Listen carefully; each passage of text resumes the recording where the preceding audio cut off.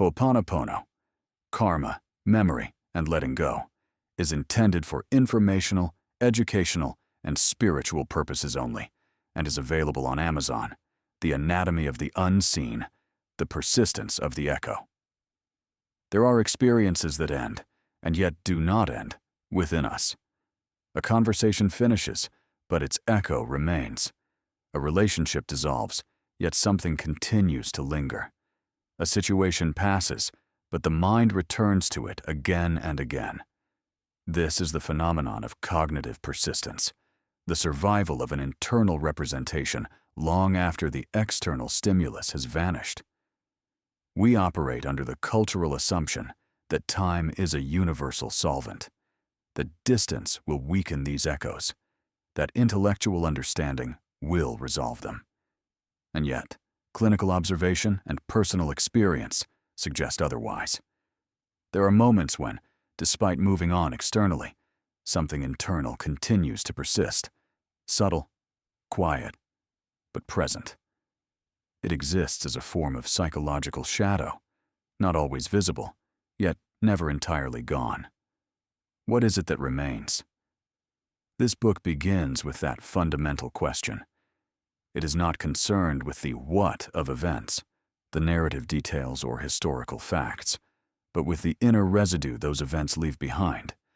It explores the formation of these unresolved fragments, the impressions, automated reactions, and sensory data that continue to cycle within the mind.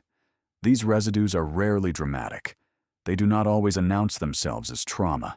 Instead, they manifest as recurring thought loops, the mental replaying of scenarios to find a different conclusion. Affective priming, emotional responses that seem disproportionate to the present moment, triggered by subtle environmental cues. Subconscious weight, a persistent state of low-level mental noise or tension that colors perception without a clear origin. The limits of logic and will. Why do these impressions persist? If an experience is objectively over, why does it continue to exert subjective force? If one has let go through a conscious decision, why does the body or the subconscious still hold the tension? These questions point toward a deeper systemic process, one that is not resolved merely by time, effort, or intention. Letting go, as it is commonly understood in popular psychology, is often treated as an executive act, a decision of the will. However, letting go is not something the conscious mind does. It is something that occurs when the internal conditions for release are met. The executive functions of the brain, the parts of us that decide to move on, often have very little jurisdiction over the procedural memory and autonomic responses where residue is actually stored. You cannot command a shadow to disappear. You can only change the lighting of the room.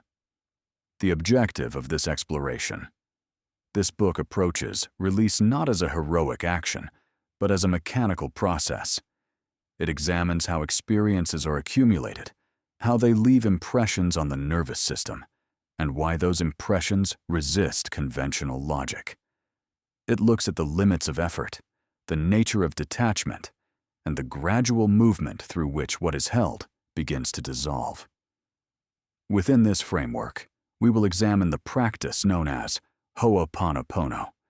We will not approach it as a devotional ritual or a mystical technique for immediate relief.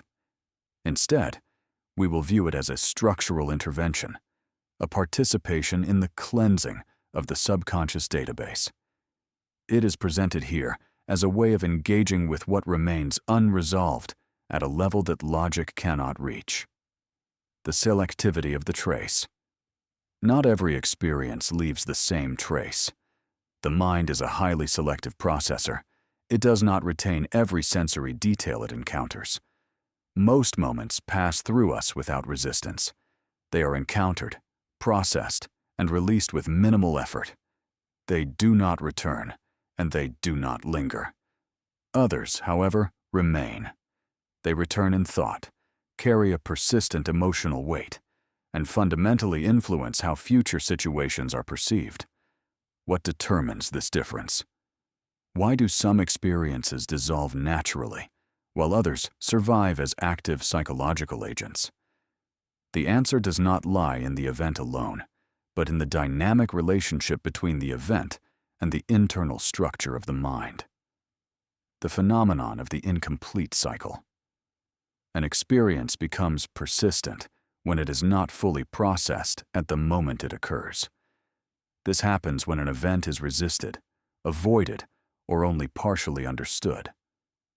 In this context, resolution does not mean finding a logical answer or reaching a social conclusion.